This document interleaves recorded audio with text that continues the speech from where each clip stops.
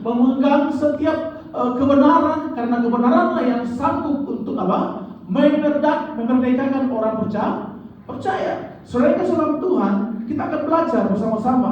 Mungkin tema yang saya angkat hari ini, tema yang saya bahwa Pemazmur Daud, bahwa kehidupannya yang tidak pernah yang namanya berseru. Kenapa dia berseru? Karena dia percaya bahwa ketika dia berseru, pertolongan Tuhan turun. Amin. Ketika orang percaya tanda tangan, Tuhan turun tangan. Tetapi seringkali dalam firman Tuhan ini mengingatkan kita, mengajarkan kita, dikatakan apa?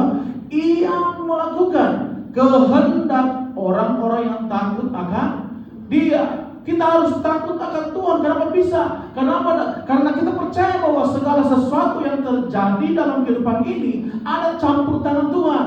Dan segala sesuatu bukan untuk membuat kita menjadi kacau, bukan membuat untuk supaya kita mungkin rumit dalam kehidupan ini, tetapi tujuannya supaya iman kita semakin diasah, semakin murni. Amin. Nah, di sini firman Tuhan yang kita supaya apa? Ia melakukan kehendak orang-orang yang takut akan Dia. Jadi orang-orang yang takut akan Dia bukan sekedar instan, bukan sekedar kita mengaku orang percaya kepada Tuhan, mengaku Kristen, kita menjadi orang Kristen terus kita otomatis takut Tuhan. Tidak bisa. Bahwa kenapa Pemazmur Daud boleh menghadapi tantangan persoalan? Kita tahu jalan cerita ini dalam masuk sepanjang Mazmur, bahwa Pemazmur Daud ini hidupnya yang benar-benar tidak pernah putus untuk membangun hubungan dengan Tuhan. Hidupnya yang betul-betul senantiasa koneksinya, senantiasa dekat dengan Tuhan. Karena apa? Alkitab Yesus mengatakan, hanya dekat Allah saja aku tenang. Walaupun ada mungkin masalah besar, kita tahu persis bahwa, maka saya katakan dari awal, selama kita hidup pasti kita akan dipertemukan, diperhadapkan. Tetapi bagaimana sikap kita? Bagaimana respon kita? Nah, respon menentukan kita takut akan Tuhan atau tidak. Karena seringkali begini, ketika kita salah respon, logika kita yang main, pikiran kita yang main, kita main hantam saja. Kita main emosi, hawa nafsu. Nah, inilah yang menjadi kita yang menjadi harus berjaga-jaga. Nah, di sini firman Tuhan yang kita bahwa dikatakan ia melakukan kehendak orang-orang yang takut akan Dia, mendengarkan teriak mereka minta tolong dan menyelamatkan mereka. Jadi saudara kasih dalam Tuhan, firman Tuhan di sini mengingatkan kita, mendorong kita dalam Pemazmur Daud sudah dibaptis, betul kita sudah bertobat, betul kita sudah mungkin melayani Tuhan berapa lama, tetapi toh juga kita masih kembali yang lama. Kenapa bisa? Karena kita akarnya tidak betul-betul takut akan Tuhan. Nah, saudara kasih dalam Tuhan, kita akan belajar bersama-sama. Kita akan baca dulu di dalam Yohanes 15 ayatnya yang keempat. Yohanes 15 ayatnya yang keempat dikatakan apa? Tinggallah di dalam aku dan apa? Aku di dalam kamu, sama seperti ranting tidak dapat berbuah dari dirinya sendiri kalau ia tidak tinggal pada pokok anggur. Demikian juga kamu tidak berbuah jikalau kamu tidak apa? Tinggal di dalam aku. Aku situ kita percaya sama Yesus.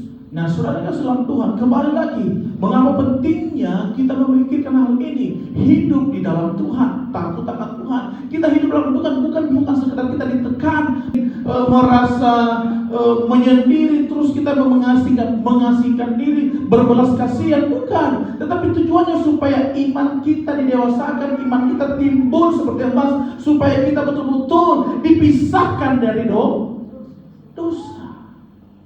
Nah, saudara kalau dalam Tuhan, dalam hal ini memang tidak gampang. Tetapi ketika kita memikirkan karya Kristus, kalau Tuhan saja datang, boleh dianiaya. Makanya begini, seringkali kita percaya Yesus, seringkali kita tidak mau menghadapi apa? Namanya tantangan persoalan. Karena begini, seringkali prioritasnya mata manusia, seringkali gagal paham. Karena ketika kita ikut Yesus, pasti hidup kita baik. Ketika kita ikut Yesus, seringkali harusnya kita berjalan lurus, tapi tidak, justru bertolak belakang dengan dunia. Karena apa? Dan firman Tuhan dikatakan bahwa tinggal dalam aku dan aku di dalam kamu. Ketika betul-betul kita takut akan Tuhan, kita roh Tuhan tinggal dalam diri kita. Setiap keputusan, tindakan kita dikatakan apa? Kita pasti senantiasa dikatakan sama seperti ranting tidak berapa berbuah dan dirinya sendiri. Kalau ia tidak tinggal pada pokok, tidak tinggal dalam aku. Artinya apa? Di sini kita didorong supaya ketika kita mau mengikut Kristus, betul kita percaya. Tetapi ayat lain mengatakan kita harus mengalami penderitaan. Karena kita dipanggil bukan hanya untuk percaya. Apa yang dimaksud? Supaya apa? Supaya kita betul-betul hidup di dalam kebenaran. Penderitaan tujuannya supaya kita proses pemuritan. Nah, kita beribadah di sini. Pada waktu kita datang kepada Tuhan, pada waktu kita memuji Tuhan, menyembah Tuhan, itu adalah salah satu pemuritan. Karena Alkitab katakan begini, kerajaan surga bukan soal makan dan minuman, tetapi apa? Menyembah.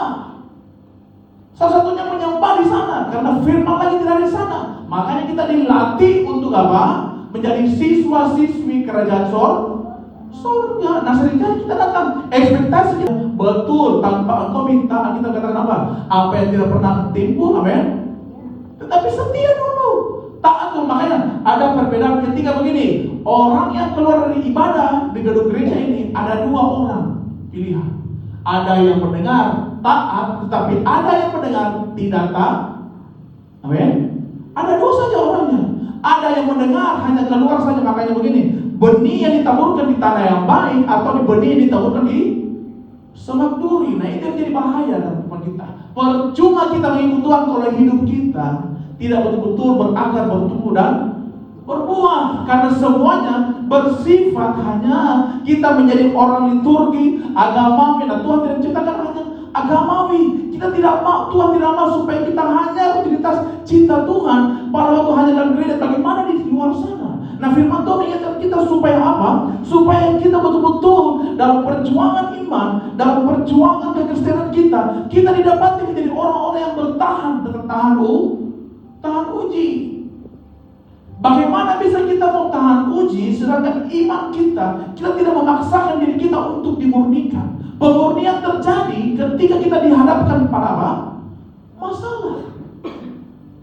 Pemurnian terjadi pada waktu kita dihadapkan api. Api tujuannya apa? Supaya membuat kita setiap kotoran, kejahatan, hal-hal yang bertolak belakang dengan Tuhan itu keluar dari setiap apa? Kehidupan orang percaya. Nah, ketika itu kita melewati, kita pasti hidup benar-benar sungguh-sungguh melakukan apa yang Tuhan perintahkan. Karena sukar sulitnya kita mau ikut Tuhan, tetapi kita masih mau pegang dosa. Karena kita tidak tertumbuh, kita tidak berakar dalam kebenaran. Mulut kita cinta Tuhan, tetapi keputusan kita yang menjadi kenyataan. Nah, mata Tuhan tertuju kepada orang, setiap manusia, baik orang jahat, baik orang baik. Nah, ini yang harus kita pentingkan. Kenapa? Karena kita harus mementingkan kekekalan kita. Jangan sampai kita hanya masuk gereja, keluar gereja, tetapi berakhir di neraka. Itu yang menjadi bahaya, saudara yang kasih Tuhan. Amin. Panggilan kita, panggilan surgawi, Paulus katakan, kita harus berjuang. Kita tidak sembarang berlari dan tidak sembarang bertinju, tetapi mempunyai tujuan. Arah kemana? Kita mau ke surga, tetapi tindakan kita bukan menyatakan surga. Amin, kira-kira. Kita harus akui sendiri karena hanya Tuhan yang tahu hati kita. Nah, di sini saudara kesalahan Tuhan dikatakan Filipi tadi ayat 27, hanya hendaklah hidupmu berpadanan dengan Injil Kristus. Di sini dikatakan kita harus selaras, kita harus betul-betul terikat dengan kebenaran. Kenapa? Karena hanya kebenaran Kristuslah yang mampu menyelamatkan kita bahkan sampai kekekalan. Tapi orang seringkali tertipu. Yang penting kau menjadi orang percaya. Yang penting kau Kristen. Yang penting kau melayani. Yang penting kau sudah mempersembahkan ini. Bukan ukuran di situ. Betul kau mempersembahkan semua aturan Tuhan, tetapi tingkah lakumu di luar bagaimana? Orang yang begini, orang-orang yang cinta Tuhan, pada akhirnya seperti apa? Yang Alkitab katakan apa? Di tengah-tengah serigala apa? Berbulu domba. Ada yang menyusul. Tetapi yang dikatakan tadi bahwa ternyata ada orang tertentu yang telah masuk menyelusup di tengah-tengah kamu, yaitu orang-orang yang telah lama ditentukan untuk dihukum. Saudara dalam Tuhan, firman Tuhan bukan hanya saudara, buat saya juga, bahkan begini, semua firman Tuhan yang harus kita selaraskan. Kenapa? Kita harus betul-betul memahami apakah saya yang ditentukan untuk masuk surga atau yang saya yang ditentukan untuk dihukum. Ini harusnya menjadi bahan evaluasi. Harusnya bahan apa? Pertimbangan kita selama kita hidup, selama kita masih bernafas. Harusnya seperti demikian. Tetapi kenapa seringkali kecolongan, seringkali kita nanti masih ada hari esok. Makanya begini, saat kita katakan selangkah saja, engkau tahu enggak hidupmu masih ada besok? Engkau tahu enggak sebentar malam engkau masih hidup? Kita tidak tahu. Makanya begini, kalau kita betul-betul selaras kebenaran, kita tahu arti kebenaran, kita tahu arti panggilan kita tahu tujuan kita. Nah, kalau orang tahu tujuan hidupnya untuk betul-betul melakukan kebenaran, artinya kita harus disiplin. Takut berbuat apa? Kejahatan. Takut berbuat dosa. Sekecil apapun dosa, engkau akan dilempar ke neraka. Bayangkan, makanya kita katakan, ayat yang mengatakan begini, orang benar hampir tidak selamat. Bagaimana yang tidak benar?